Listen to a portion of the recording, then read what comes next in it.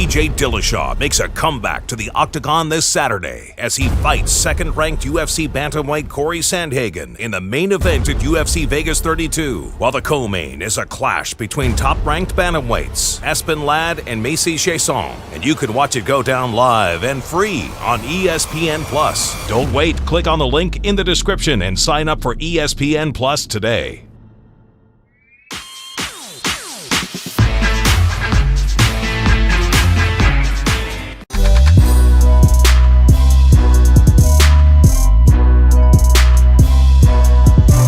I don't really see it there's lines that you don't cross in the sport, like you shouldn't try to cheap shot people.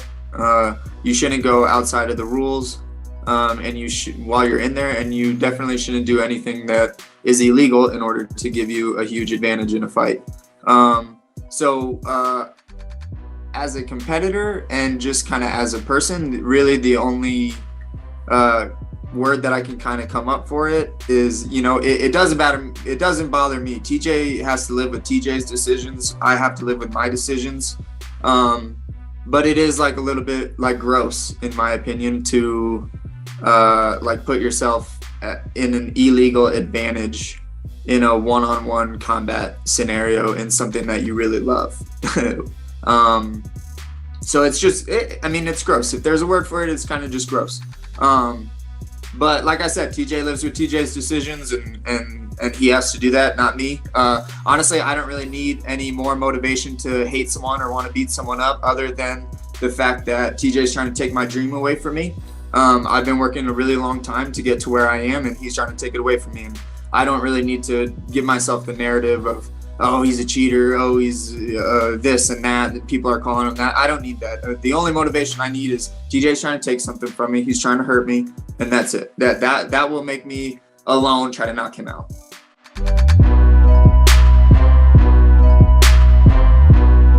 I'm going with Sandhagen. Let me just jump, so I don't want to put you under any more pressure. Aggravate you any further. But no, I'm going with Sandhagen.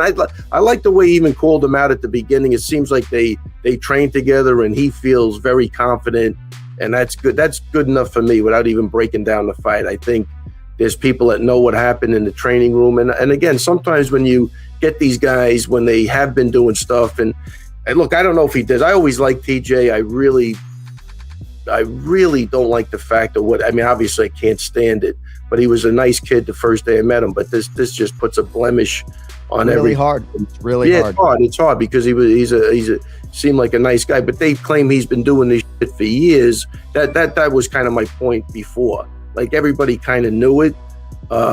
So luckily, finally, he got caught. But sometimes those guys come off and they're not the same mentally either, because they become so dependent on it. And I think that fact, and I'm going to leave technicality out of it. That fact, plus I think Sandhagen, first off, he's confident, he's growing.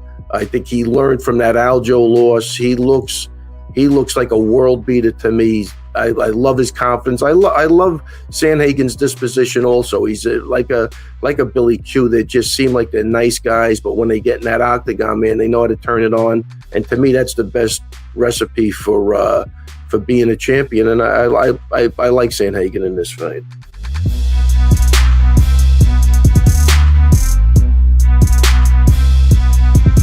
Listen, everyone knows about his wrestling, the comparisons to Khabib, the style, the same coaches, same background, all the rest of it. But I thought Thiago Moises would give him a good run.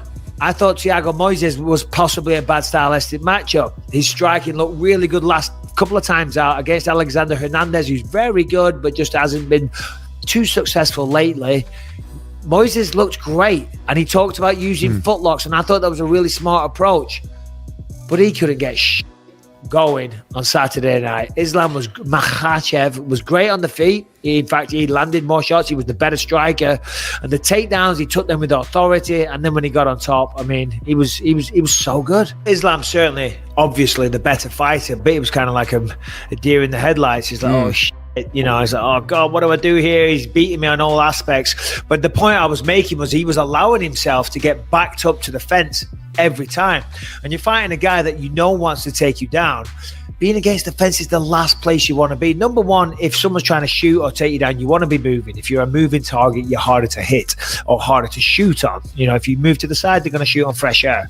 But if you're up against the fence, that makes somebody that's a very, very mediocre wrestler, makes him a good wrestler. Most of the time when I took people down, it was against the fence, because you don't even need to know how to be a wrestler. Remember what we were drilling when you came down to Costa Mesa? I was showing you just go in, you just lower your base, you get your hands around the backside, you pick them up in the air, you put them down. It's easy. Also, with the fence behind you, you can't sprawl, you can't back off, you can't do anything. Whereas on the flip side, the person that you're fighting, if you do anything to trouble them, they've got the entirety of the octagon behind them. So they're clearly in the advantageous position. So was it a rear naked choke? Remind me, I called the fucking fight. It was.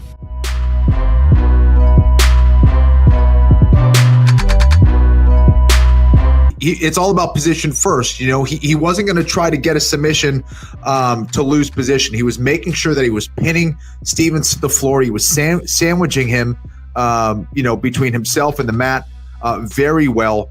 And he was waiting for that right opportunity, you know, for the strong Jeremy Stephens to kind of lose focus on that arm. And again, it's a 2-on-1 grip. It's very difficult to break away once you're in that position. And Gamrot was able to get that separation, bring the arm away from the torso, and then crank away. And, you know, Stephens, you know, his arm, once your arm's behind your back, it's very difficult to get that position back. He should have been turning towards Gamrot, not away. But I thought it was a beautiful finish, very clinical from Gamrot.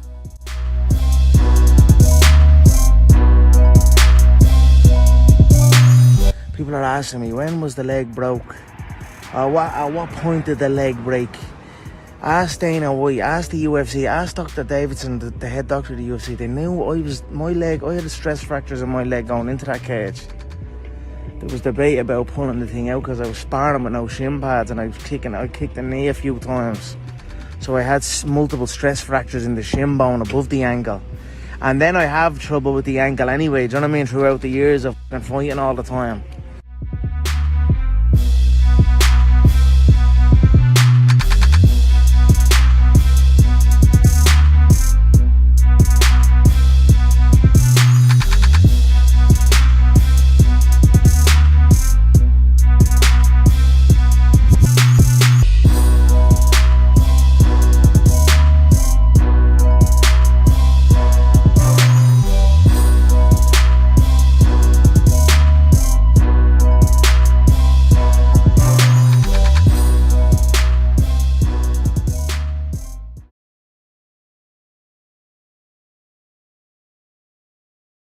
At what point did the leg break?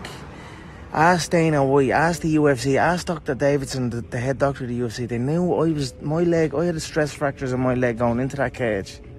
And it's a bruise. I mean, I heard ice works wonders. What do you want me to say?